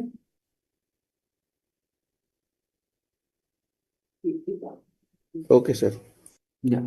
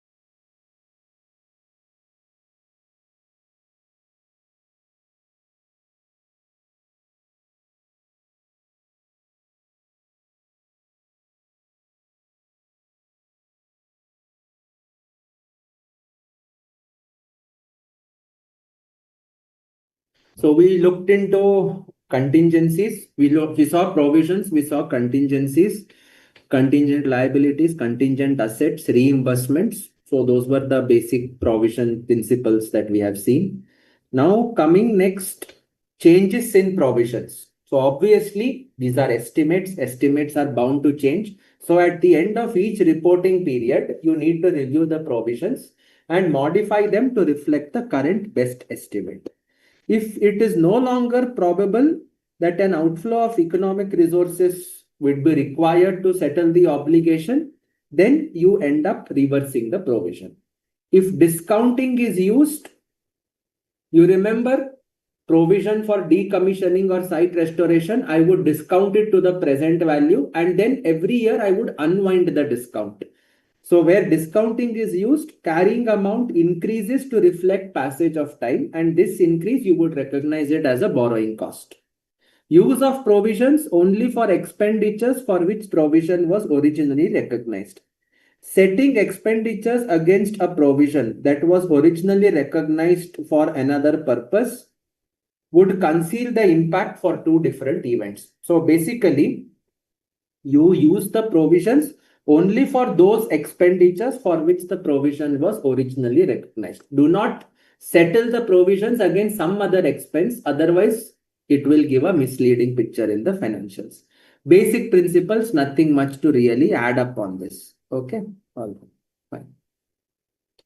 So if I look at the way the flow happens, is there a present obligation? Answer is no. Is there a possible obligation? Answer is no. Then you end up doing nothing. Is there a present obligation? Answer is no. Is there a possible obligation? Yes. If outflow is remote, do nothing. Outflow is remote, answer is no. That means outflow could be probable or possible, then dispose as a contingent liability. Why contingent liability? Because it is a possible obligation. Is there a present obligation? Yes. Is the probable outflow? Answer is yes. Can you estimate reliably? Then you make a provision. If you cannot estimate, then you dispose as a contingent liability. So this is your overall map for the purposes of recognizing a provision or a contingent liability or do nothing in the financial statements. Are we okay with this summary? Yes, Prashant, Ravi, Yes. Yes, sir. Perfect. Priyanka. Yeah. Yes, sir. Okay. Now, we have three small principles, and I think with this, the standard gets closed. Future operating losses, restructuring, and onerous contracts. These are three principles that we have to go through. What do you mean by future operating losses? Losses that will be incurred in the future. Obviously, I will not recognize the provision for future operating losses. वो आगे का loss है. It is the loss for the coming operating period. How can I recognize it now? So future operating losses do not meet the definition of a liability and the general recognition criteria. It's not pertaining to the current period. The liability does not exist at the balance sheet date. So recognition of provision for a future operating loss is not allowed since they do not stem from a past event. Provision is in respect of a liability. Liability is a present obligation arising out of a past event. Here, this is a loss that will happen in the future, giving rise to a liability in the future. I cannot recognize it now. Don't say that, sir, then provision for decommissioning is a future liability. Answer is no. It is an existing liability. Settlement happens in the future. But the moment you drill your oil rig on this ocean bed, you become liable for dismantling and decommissioning and site restoration. Is it okay? Yes. So future operating loss is something different altogether. It cannot be equated with provision for decommissioning or site restoration. So in this case, the obligating event itself has not happened, and therefore you are going to not recognize it as a provision. But if you have future operating losses, it could be an indicator of impairment of certain assets. So you need to test these items for impairment under Ind AS 36. Okay, so that is one side offshoot that is there. Okay, all right. Go through these questions, provision for future losses. Okay, all right. Onerous contract. What is an onerous contract? You have unavoidable costs of meeting obligations. The benefits exceed, the cost exceeds the benefits that you are going to get out of the contract. Unavoidable cost of meeting obligation exceeds the economic benefits to be received from the contracts. You have entered into a contract which you know is a loss-making contract, and it is there for the next 5 years. Take it as an onerous contract and make the provision. Onerous contract, a contract in which the unavoidable costs of meeting the obligations under the contract exceed the economic benefits expected to be received under it. Unavoidable costs, least net cost of exiting from the contract, that is lower of fulfilling the contract, and any compensation or penalties arising from failure to fulfill it. So basically, onerous contracts, you have to make a provision, even though it is a future operating loss, because you know that it is a loss-making contract, and therefore, standard says when you know it is a loss-making contract, book the loss immediately. Book the loss immediately. Okay. For an onerous contract, the present obligation under the contract should be recognized and measured as a provision. Before establishing provision for onerous contract, recognize impairment loss on assets dedicated to the contract. Executory contracts which are not onerous are outside the scope of Ind AS 37. We discussed at the start of today's class, Ind AS 37, executory contracts outside the scope, but onerous executory contracts will be within the scope of Ind AS 37. Same statement we are repeating. Okay, all right. So we'll just quickly go through this one question on onerous contract, because that is something which is not run-of-the-mill question.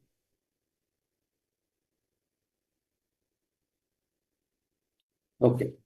X Metals had entered into a non-cancelable contract with Y to purchase 10,000 units of raw material at 50 per unit. So 10,000 into 50, total contract value is 5 lakhs. As per the terms of the contract, X would have to pay 60,000 to exit the contract. X Metals has discontinued manufacturing the product that would use the said raw material. For that, X Metals had identified a third party to whom it can sell the raw materials at rupees 45 per unit. State how should X Metals account for this transaction in its books of account. Okay. So right now it is having an obligation to buy these products. So the total contract value is 5 lakhs. Now, X Metals has discontinued manufacturing the product where this raw material is getting used. So when that is the scenario, you will end up treating it as an onerous contract. So obviously, X Metals will not sit quietly with this inventory. It has already entered into a contract to sell this inventory. So the selling price it has negotiated is 45. So 45 into 10,000. So I will buy the material at 5 lakh. I will sell it at 4 lakh 50. My loss will be 50,000 if I fulfill the contract. If I do not fulfill the contract and I tell the supplier that look, I am not going to buy any material from you, then I have to pay 60,000 rupees. It has given there. See, pay 60,000 to exit the said contract. So if I continue with buying, I will lose 50,000. If I exit the contract and not buy any inventory, I will lose 60,000. So which is better? A provision should be made for 50 or 60. As a prudent businessman, what are you going to do? 50,000. We will put it 50,000. Yes. It's a lower cost. Yes, you will buy at 5 lakh, you will sell at 4 lakh 50, you will reduce your loss from 60,000 to 50,000. Priyanka, ठीक है? Yes. ठीक है sir, ठीक है Okay. Sir. All right, fine. So it comes to around 50,000. So you have to make a provision for 50,000. You have to make a provision for 50,000. Okay. All right. Next. What else is there? So this we discussed. Okay. Restructuring. Now, what is restructuring? A program planned and controlled by the management, which materially changes either A, the scope of business undertaken by the entity, or the manner in which that particular business is conducted. So that is what is restructuring. Examples of restructuring: sale or termination of a line of business, closure of business locations in a country or region, or the relocation, changes in management structure, for example, eliminating a layer of management, fundamental reorganizations having effect on the material effect on nature and focus of the entity's operations. So these are your restructurings examples. You will recognize a provision for restructuring cost only when recognition criteria for provisions are met. What are the recognition criteria? Past event giving rise to present obligation should have happened. This obligation will result in a probable outflow of economic resources, number two, and it can be reliably measured. If these three criteria are fulfilled, you can recognize the provision for restructuring costs. Okay. All right. So when we look at restructurings,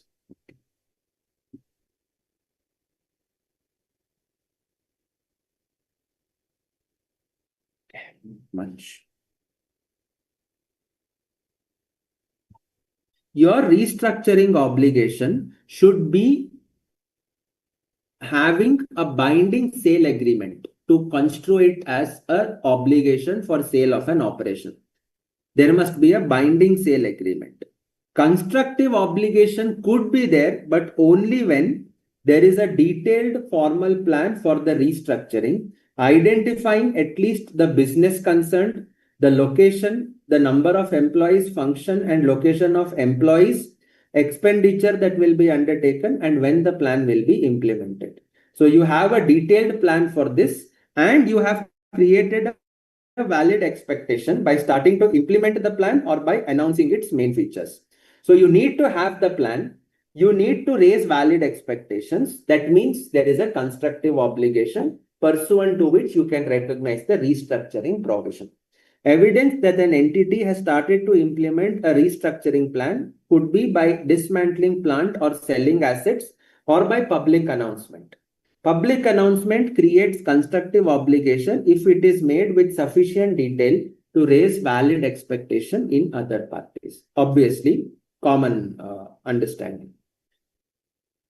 So for the restructuring obligation to crystallize, there should be a decision to restructure, there should be an implementation commencement before reporting date, and there must be a public announcement. All these three things must happen for the restructuring provision to be recognized at the reporting date.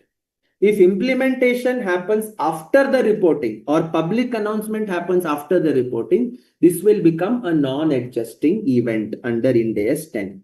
Implementation should be planned for immediate, immediate action, so that you can validate the constructive obligation. If you implement after years, then valid expectation will not really be valid in the true sense.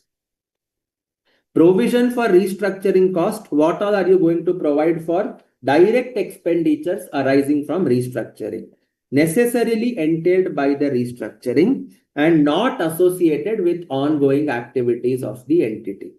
It will not include retraining or relocating the staff, marketing, investment in new systems or networks. It will not include future operating losses unless they are relating to onerous contract, not relate to set off of gains on expected disposal of assets in the course of restructuring. Review assets of the operations for impairment in case restructuring involves sale of an operation. So this becomes your restructuring measurement aspects. Okay. All right. So you can go through these particular questions for homework. Okay.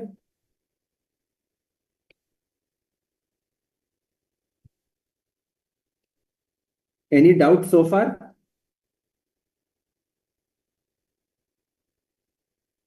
Prashant, No, sir. no doubt. Okay. Prashant, Swaminathan, no doubt. No, no.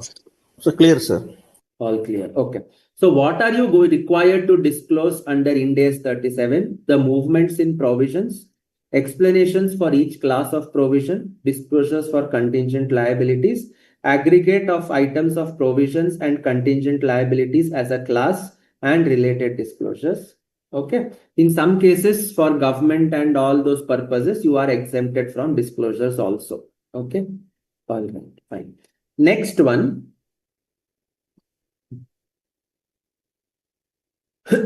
Levies. Okay, levies means a government levy, a tax. Okay, rates and taxes levied by the government.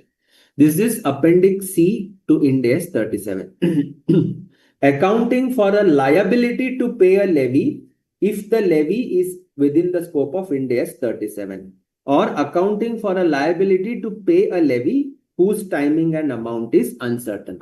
So what happens is it is dealing only with the credit aspect. Debit, should it go to P&L? Should it go to cost of asset? Where it should go? I am not going to cover it under Ind AS 37. Here we are covering only the credit aspect, payable. Okay, payable.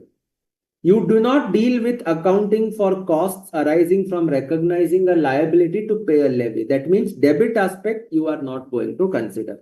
What is a levy? Levy is a charge imposed by government on entities as per laws or regulations leading to outflow of economic resources. So it's basically levied by the government. Excludes outflow of resources within scope of other Ind AS.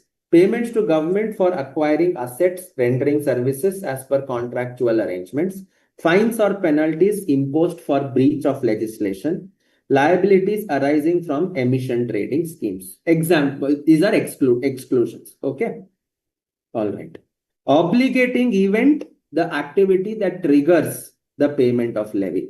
Liability to pay levy, you will recognize progressively if the obligating event occurs over a period of time. If obligation to pay a levy is triggered when a minimum threshold is reached, accounting shall be consistent with the principles established in this appendix. So such as a minimum threshold, then liability shall be recognized when that minimum threshold is reached. Okay. And this shall apply the same principles to interim financial as you're doing it to the annual financial statements. Okay. All right. So that's your basic understanding on provisions, contingent liabilities, and contingent assets. Yes. So I think we have broadly covered provisions. What is a present obligation we have discussed? What is a past event? What is probable outflow? And how do I calculate my reliable estimate of outflow? Okay. Contingencies, we discussed contingent liabilities and contingent assets. Measurement principles, we saw what do you mean by best estimate.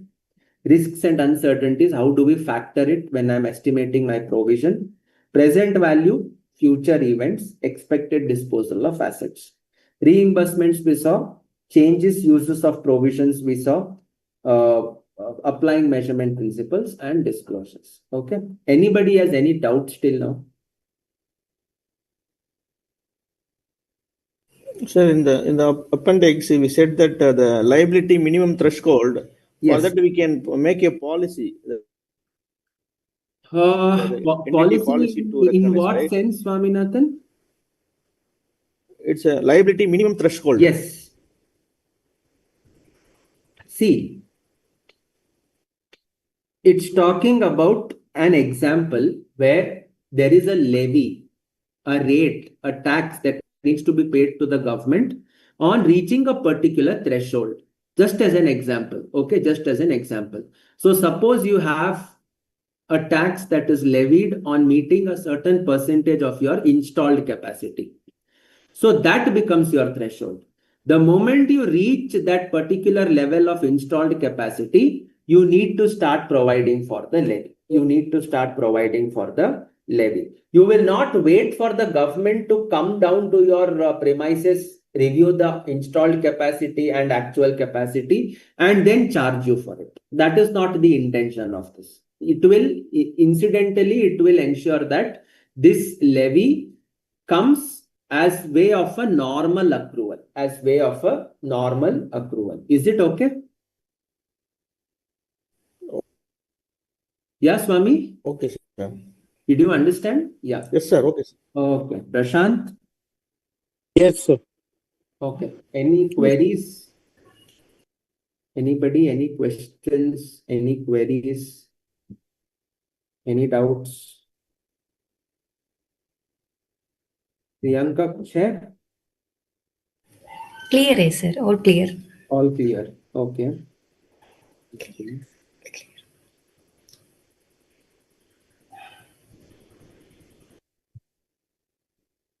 Cool.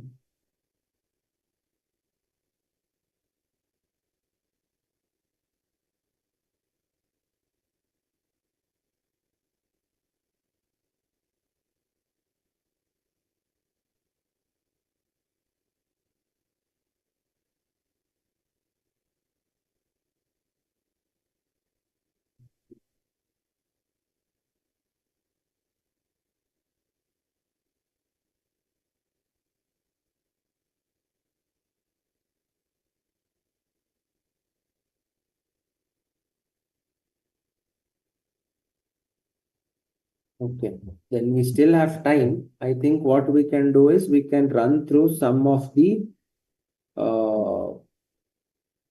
questions which I earlier skipped because I wanted to cover the concepts. So maybe we shall just run through some of those questions because all the theory aspects are now closed from my side. Okay. Sir, do you Yes, tell me. have some MCQs? MCQs are not there, but we will do some of these questions. Okay. Yeah. Okay. Yeah. So we can start. So H Limited is a large conglomerate with multiple subsidiaries. It's preparing the consolidated financials as per Ind AS for the year ending March 2020. They are due to be authorized for issue on 15th May. The company needs your assistance for some transactions that have taken place in some of its subsidiaries. S Limited is a wholly owned subsidiary of H, engaged in management consultancy services. On 31st Jan, the board of directors decided to discontinue the business of S from 30th April 2020. They made a public announcement of their decision on 15th February 2020. S does not have many assets or liabilities, and it is estimated that the outstanding trade receivables and payables would be settled by 31st May 2020. H Limited would collect any amounts still owed by S Limited's customers after 31st May 2020. They have offered the employees of S Limited termination payment or alternative employment opportunities. On the date of public announcement, it is estimated by S that it would have to pay 540 lakhs as termination payment to the employees, and cost of relocated employees who would remain in the group would be rupees 60 lakhs. Actual termination payments totaling to 520 lakhs were made in full on 15th May. Total relocation cost is 60 lakhs. The loss after tax for the year ended 31st March 2020 was 400 lakhs. How should H present the decision to continue the business of S in its consolidated statement of comprehensive income as per Ind AS? What are the provisions that the company is required to make as per Ind AS 37? Okay. सबसे पहले, have you understood the question?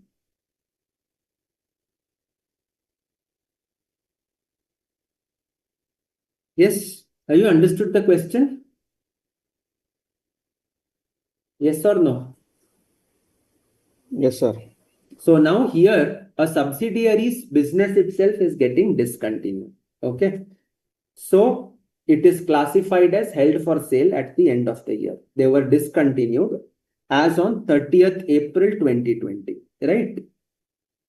That is what is there. They have been discontinued with effect from 30th April 2020. Okay.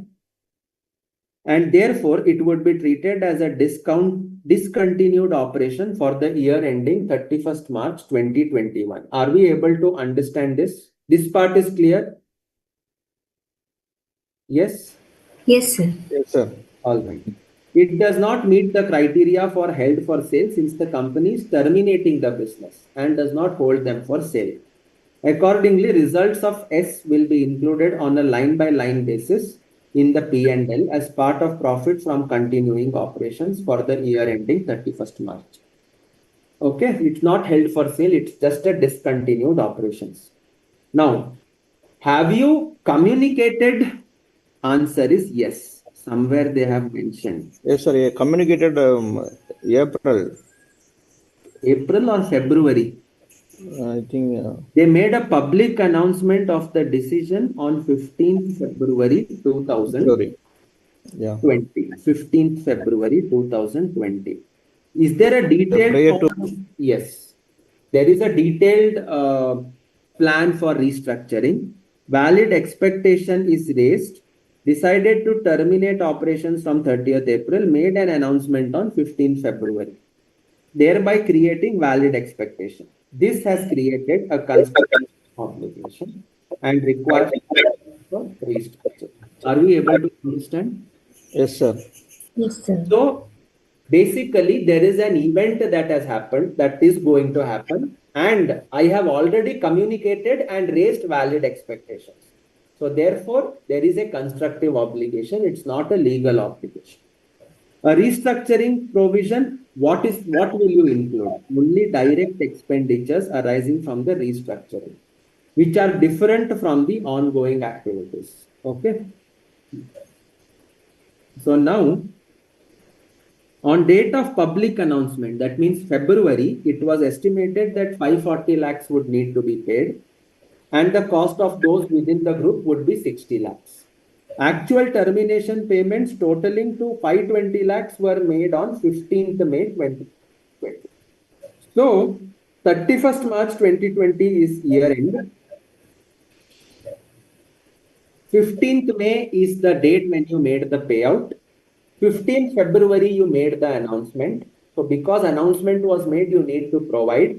Now, what you need to provide made in full. Actual termination payments were made in full on 15th May 2020, totaling to 520 lakhs. So, what is the provision that you have to make? Is it 540 lakhs or is it 520 lakhs? What do you think? 520. 520. What about the boys, Prashant, Swaminathan? 520 or 540? yeah, we can provide for 540 since we already announced. We announced, but the settlement happened for 520 lakhs. That means 520 lakhs employees agreed. It's a final settlement is 520. Then we 520 should be recognized as a Yes, then 520. What about provision, Prashant? sir. Yes, sir. 520 only. 520. Correct, hai? Because financials are authorized on 15th May. On 15th May, the final settlement was done. So it will be 520 lakhs only the provision that you will make. That relocation cost is not allowed. That the relocation cost is related to future ongoing operations. So therefore, they are not liabilities for restructuring. Okay. They would be recognized on the same base as if they would arise independent of restructuring. Is it okay? Yes. Is it fine? Yes, sir. All right. So Yes, sir. that takes care of this question. That takes care of this question. Okay. Next. What else? Restructuring.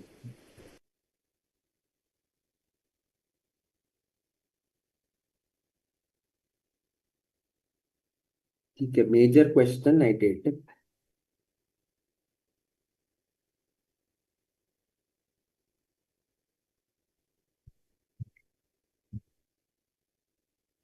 Decision tree. Recognition of asset. Okay, that's all perfectly fine. Yes. Anything you want to discuss, please feel free to discuss, because this is all theoretical questions that I'm now having to discuss with you. So any doubts or any question, you have the material, you can refer that any slide. Okay, just go through So it. do you have any questions relating to discounting? Discounting. Okay, what happened to discounting? Please go ahead. That is a interest rate part, that risk-free adjusted. Uh-huh. What is your query in that? My query is, please explain that part alone, how to adjust the risk-free on that. Okay, in this Risk-free outflow. particular chapter. Okay, okay, fine. I got it. Okay, okay, okay. All right, fine. Oh. Risk adjustment for the discount. Where was that? Measurement.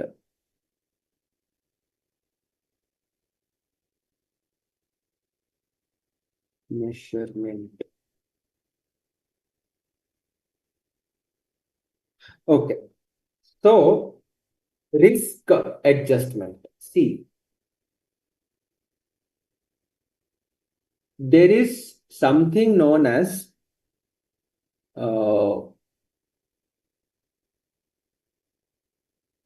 an estimate of the value that I'm expected to pay for. Okay. Now that expectation of the value that I have to pay for should comprise of all the risks and uncertainties. Okay. So when I'm estimating an obligation that will come as a payable value, I need to factor in all my risks that are involved. Okay. Because only when I ascertain all my risks, I will be in a position to arrive at the correct value of my provision. Okay. Now, when we talk about assessing all the risks, there are multiple ways in which this can be achieved. The first one is, for every risk that you estimate, you can adjust the present value of future outflows. So you have done a discounting, you brought it to the present. So that is your present value of future outflows.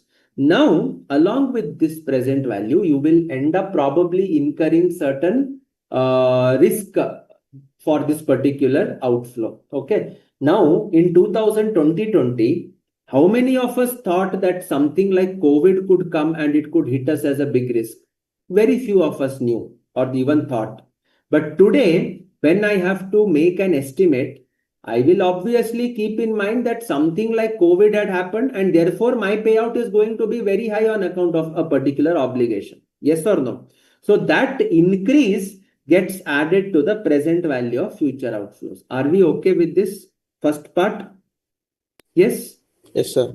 Yes, sir. Second part is, sir, this one I did it in today's terms. Which one? The first part, present value of future outflows. However, I can directly estimate the future outflows. I can directly estimate the future outflows. And finally, ये दोनों मत करो, but you adjust the discount rate. You have a liability that needs to be paid beyond 12 months. That liability you need to bring it to your present value. When you bring it to your present value, you need to use a discount rate. Now, what discount rate are you going to use? You are going to use a discount rate that is an appropriate reflection of your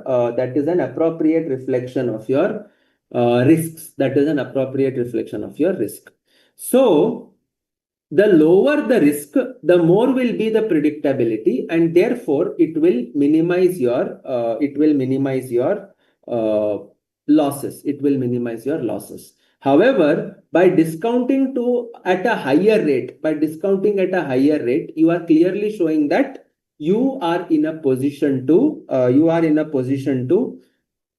bear more losses, and therefore a smaller hit is going to hit your P&L in the last few years. Is it okay?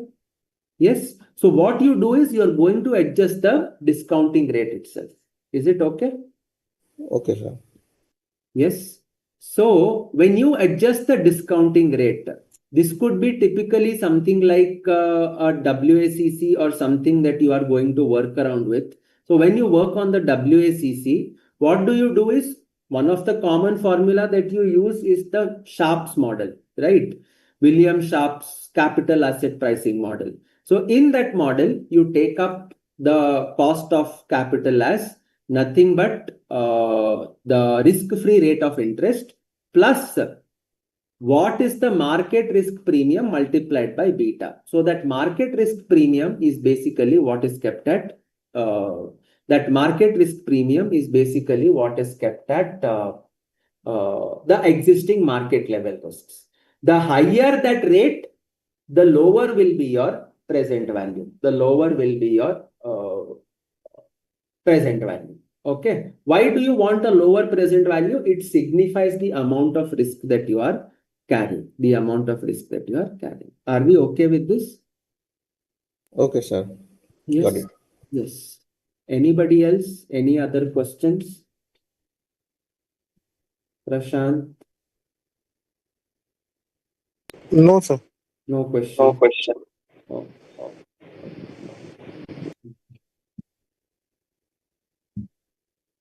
Right.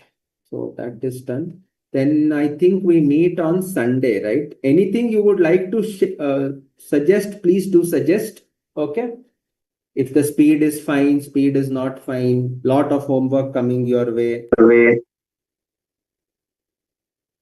Okay. Lot of homework coming in your way, or lot of hurry is there in the teaching. You can please feel free to share your feedback. But if there is anything you would like to tell on the last two sessions, you can please let me know.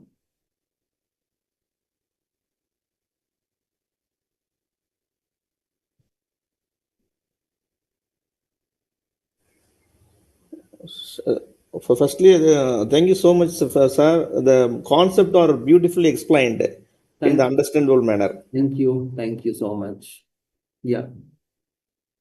It's just a revisionary class, so I think we are a little faster than usual. Normally, provisions we get as part of the regular batch. I think we had 2 classes, right? 2 or maybe 3, I think. I don't recollect. So there we typically have the chance to delve into these questions on a very deep basis. But I think what we have done today should basically support you for your entire remaining period. All of you are answering the September attempt? Yes, sir. Okay. Okay. Sir. Yeah. Okay. Okay, then I think if there is nothing more to add, I think we can conclude the session. And of course, the next session is going to be a slightly long one on today's Friday. So Sunday, we will be discussing Ind AS 21, I think. That is your foreign exchange rates. And then Monday, you have your Ind AS 12 income taxes, and Wednesday, is 33 EPS. So that's it from my side. Thanks, everyone. Thank you, sir. Thank you. Thank you, sir. Thanks. Thank you. Thank you, Yes. sir. Yes. Thank you. Thanks, everyone. Thank you.